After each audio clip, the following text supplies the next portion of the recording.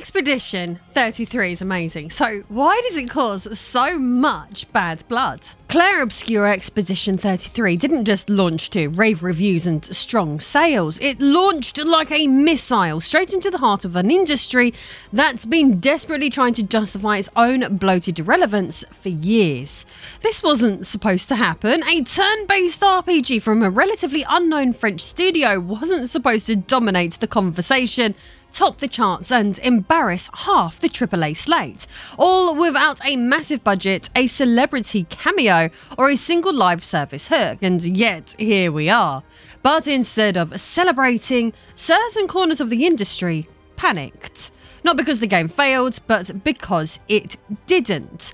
Because when something this good succeeds without all the usual padding, without the focus groups, the 15 narrative consultants, the content ecosystem strategy meetings, it doesn't just look good, it makes everything else look ridiculous. And so instead of reflecting on how they got lapped by a French RPG with actual vision, they deflected. They dissected the credits, started conspiracies, wrote smug little threads, created controversies out of thin air, anything to avoid asking the one question that actually matters. If they can do this without the waste, then what exactly are we doing? So, with that said, today we're not just going to celebrate Expedition 33, we're going to dissect the industry's increasingly desperate attempts to undermine it, and what that tells us about a system that's scared of efficiency, allergic to sincerity, and hell-bent on proving that complexity equals quality, even when it doesn't. I am Lady Decade, and this is why Expedition 33 is amazing and why it seems to upset all the right people. Clair Obsure Expedition 33 is what happens when someone dares to make a role-playing game that's both ambitious and focused. A turn-based Japanese-style RPG with painterly visuals, a hauntingly poetic world, and a battle system that somehow feels both classic and fresh. It's a kind of game that people claim the industry doesn't make anymore and then promptly ignore when someone actually makes it. But this one couldn't be ignored, it was too good. What's even better is that you can grab it for 43% cheaper than elsewhere using my affiliate link, or pick up the equally stunning PC release of Stellar Blade for 26% off using the links in the pinned comment. And if those don't tickle your pickle, there's up to 90% off of thousands of AAA, modern, indie and retro titles too. Not only will these deals save you a crap ton of money, but you'll also support my work simultaneously. So happy shopping, and I hope you enjoy the rest of this video.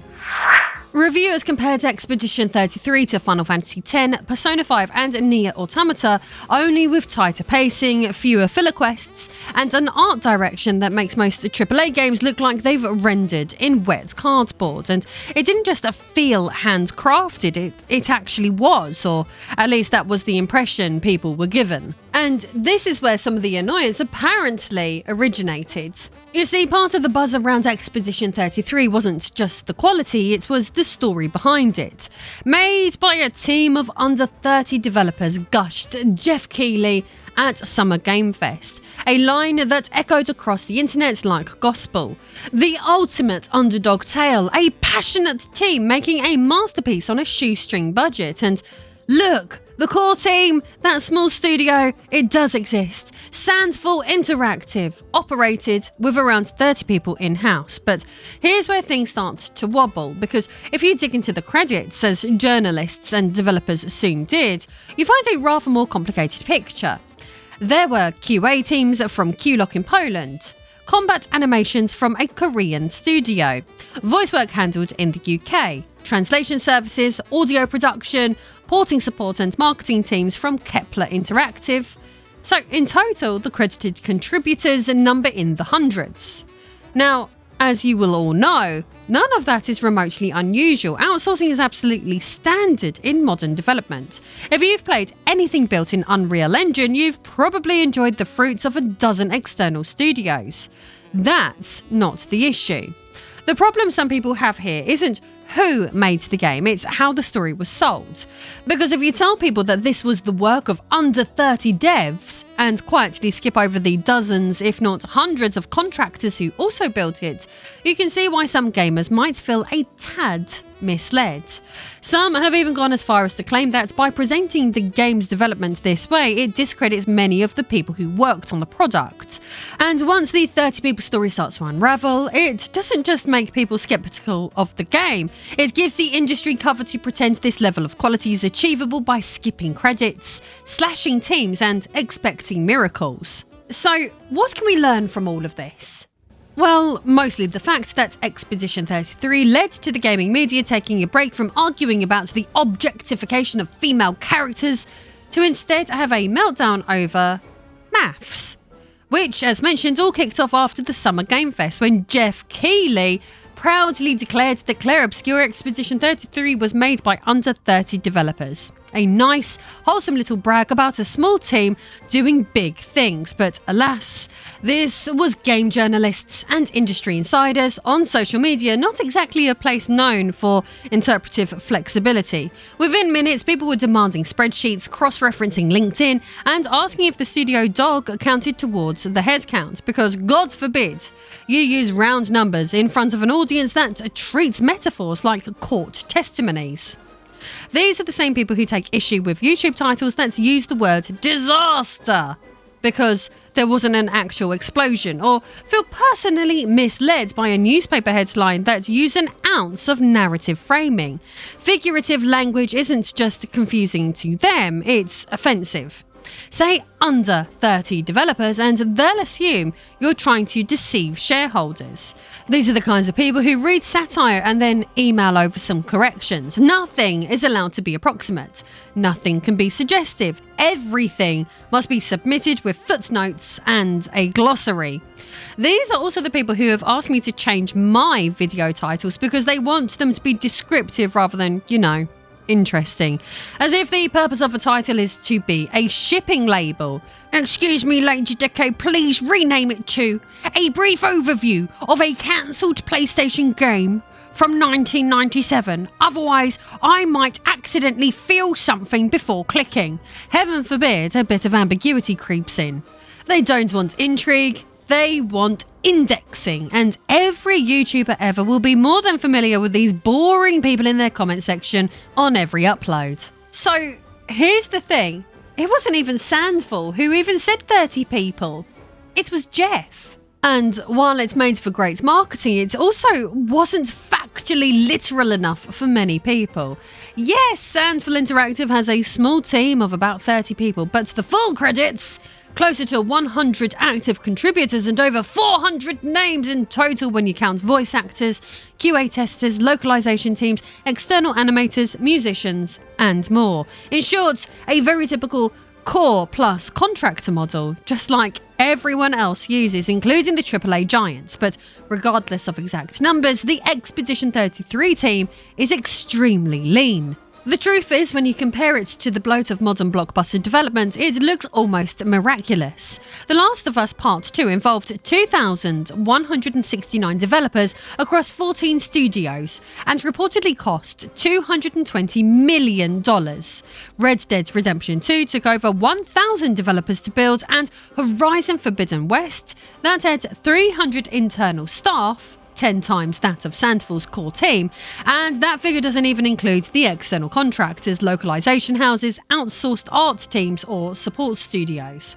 Meanwhile, Skull and Bones managed to chew through somewhere between $650 and $850 million and still launched like it was trying to escape the embarrassment. So in contrast, Sandful made something polished, inventive, critically acclaimed and commercially successful for under $30 million with a core team that could all fit in one Airbnb, and shock horror, it actually launched in a playable state.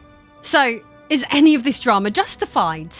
I think the fact of the matter is this: Expedition 33 terrifies the industry, not because it lied, but because it succeeded without the usual bureaucratic bloat, without the DEI consultants, corporate middlemen, and endless chains of approval that usually smother any original idea. It wasn't the 30 people that upset everyone, it was the implication that most of the modern industry is bloated, overfunded, and painfully inefficient. Now, yes, outsourcing is a normal practice, everyone does it, and yes, crediting contributors matters.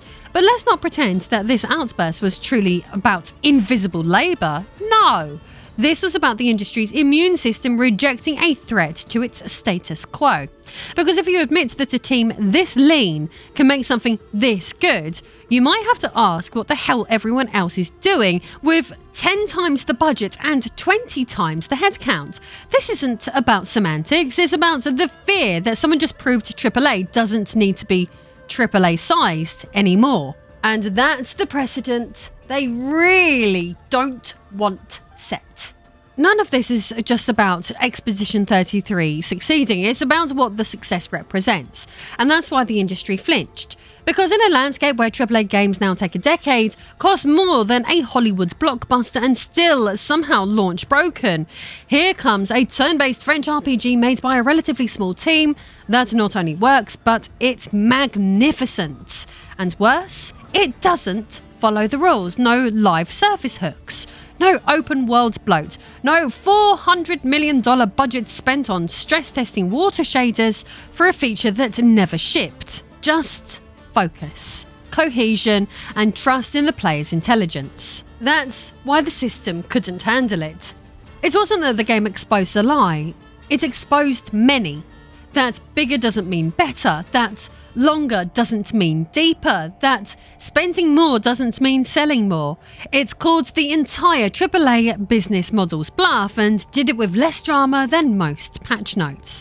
Now, yes, Expedition 33 is exceptional. Not every team can deliver at this level, and not every game needs to strive for it, but the very fact that it can happen is enough to make bloated publishers twitch, because it means that maybe the problem isn't budget constraints, maybe it's the bloat, the meetings, the consultants, the committees, the indecision.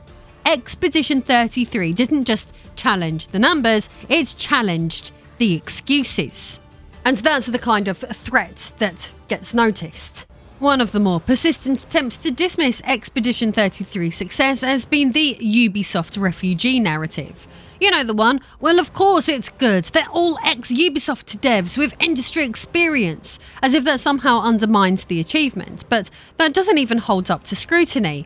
Out of Sandsville Interactive's 30-person internal team, only 3 of them previously worked at Ubisoft.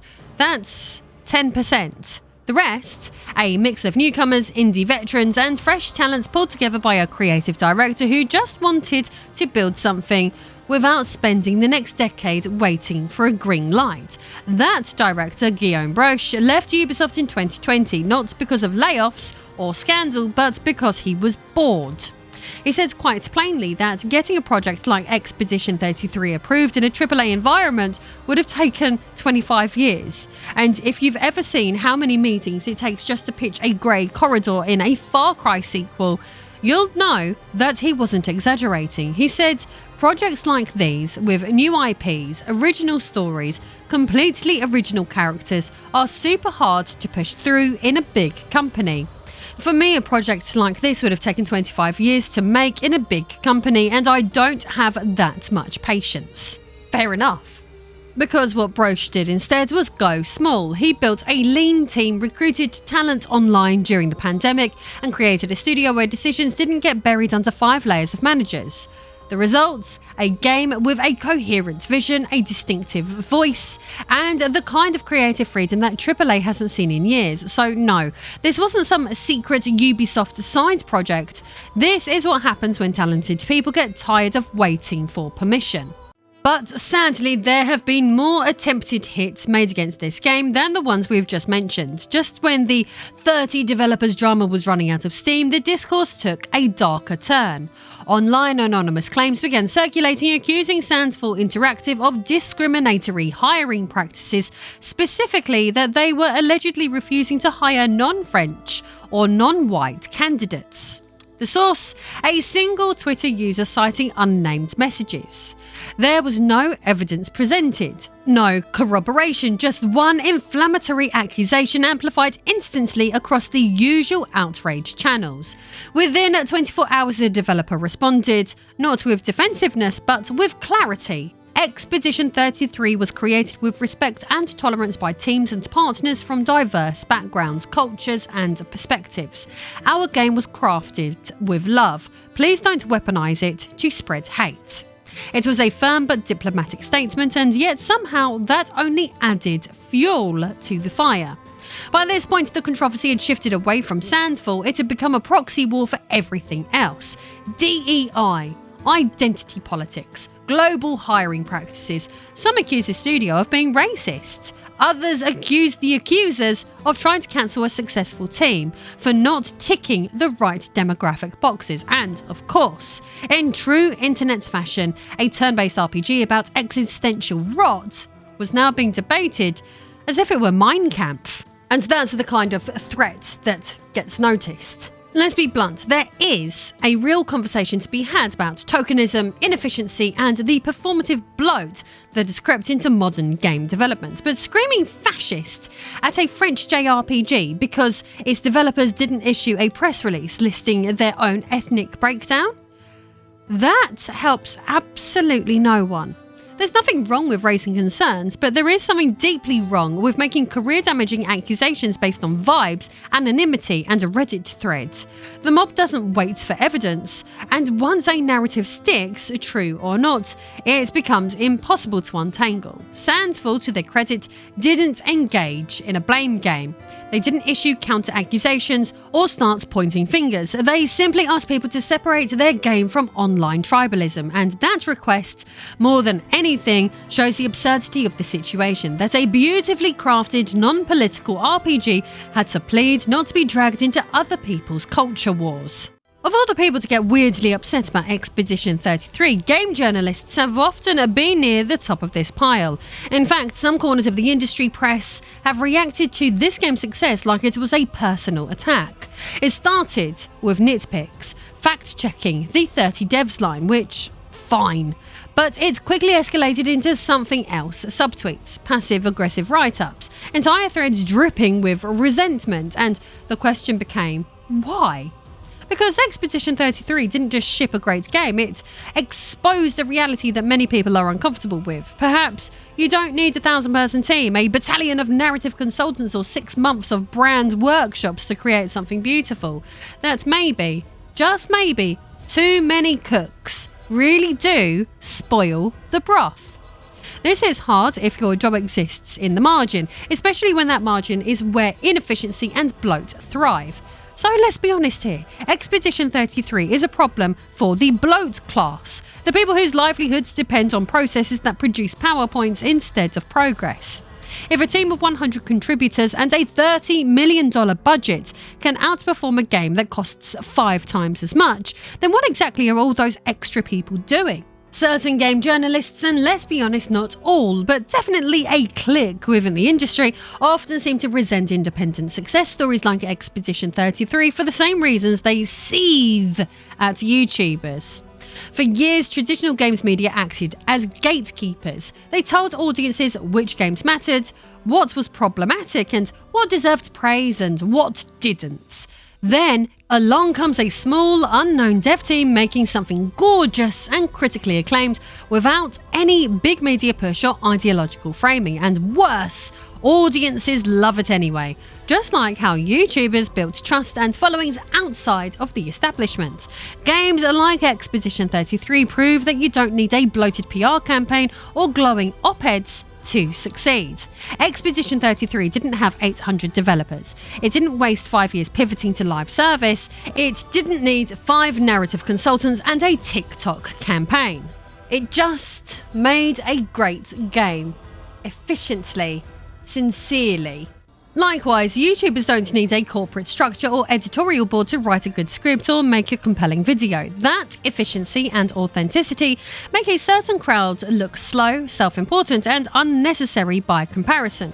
Game journalists often communicate more with each other than they do with gamers. They exist in a Twitter echo chamber where what's important is whatever issue was trending that week. When Expedition 33 succeeds purely by being fun, beautiful and well designed, it cuts through all of that noise. It's the same reason YouTubers annoy them, because we speak with the audience, not at them. No middleman, no PR spin, just a direct line of trust and shared values. And nothing makes a traditional media ego more insecure than being reminded that they might just be the middle child nobody listens to anymore. And that's threatening to people whose careers rely on being the tastemakers. Independent games and independent creators often can't be pressured into parroting talking points or promoting the right studios, messages, or narratives. We're too unpredictable and too honest. When something like Expedition 33 succeeds without their blessing, they can't spin it, they can't gatekeep it, and they can't stop the conversation around it. So some of them start picking it apart. Not because it's bad, but because it didn't need them, and that's why so many in the games media and part of the development world too are now loudly pushing this narrative that modern game development must involve hundreds of people, each with hyper-specific roles, even if what they're doing barely moves the needle. Because if Expedition 33 can look that good, play that well, and be made by under 30 people, then what does that say about all those bloated AAA projects burning millions of dollars on mid-tier results? It's a form of institutional self-defense. If the public starts believing you don't need a diversity consultant, a vibes manager, a live ops strategist, and 14 social media coordinators for a single title, then all of a sudden it becomes very hard to justify why you have them. It's the same reason some of them quietly dislike YouTubers who succeed solo or with tiny teams. It undermines the myth that you need a 20-person editorial department to produce thoughtful commentary or review a video game. They're not defending teams because they love teamwork, they're defending inefficiency as a virtue because it protects their relevance, their job roles, and the illusion that complexity equals quality. But when a lean team creates something beautiful and beloved like Expedition 33, it becomes impossible to ignore that much of the industry isn't bloated out of necessity, it's bloated out of fear. All of this brought something to mind that many of you watching might not necessarily be aware of. Trumpton. But why? For anyone unfamiliar, Trumpton was a British stop-motion children's show from the 1960s set in a peaceful little town where every adult had a very official job title, none of which ever seemed to achieve anything. In one particularly prophetic episode, a specialist named Mr. Bolt is hired to put up posters around town, but the local fire brigade, eager to feel useful, decides they can do it better. What follows is a mess, duplicated effort, confusion, and everything being worse than if they'd just left Mr. Bolt alone to do his job. Now, here's the metaphor in full. Mr. Bolt is the AA studio, the fire brigade is AAA. Mr. Bolt represents the focused, skilled, efficient team that knows what it's doing, Sandful in this instance, a developer hired for a reason, doing the job it was actually built for. The fire brigade, that's the big budget machine. The studios with 14 departments who all think they know better. PR, trying to be narrative. Narrative, trying to be marketing. Marketing, trying to be HR. And none of them trusted the other to just do the thing they were hired to do.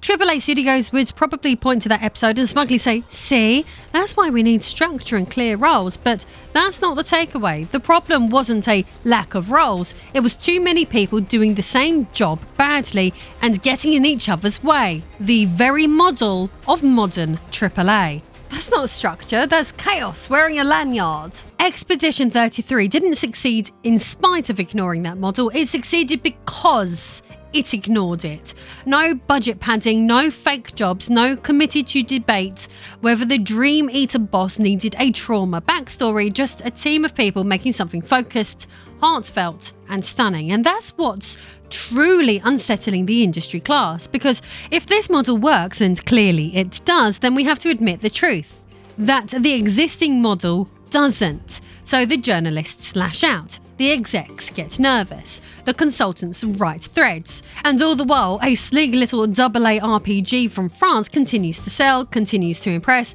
and continues to prove that maybe the future of gaming isn't bigger, maybe it's just cleaner. It looks stunning, it plays beautifully, it sells millions, critics love it, fans love it, and instead of celebrating, the industry folds in on itself like a dying star, sucked into a vortex of insecurity, nitpicking and manufactured outrage.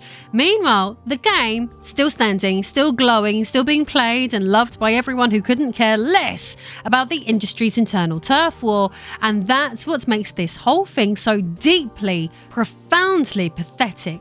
Not because people raised questions, but because those questions became the story, as if the industry couldn't tolerate something that simply worked, and far too many people found that threatening. Expedition 33 didn't just raise the bar, it quietly stepped over the bloated corpse of everything holding this industry back and reminded us that you can still make magic without a billion-dollar budget, a bloated org chart, or a war room full of brand managers. And if that makes people uncomfortable, good.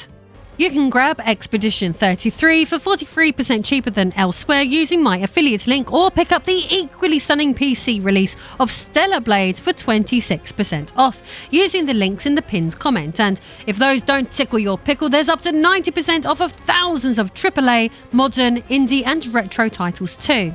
Not only will these deals save you a crap ton of money, but you will also be able to support my work simultaneously. Or if you want to support what I do in a more personal way and gain access to my collection of cosplay pictures, then please consider backing me over on Patreon.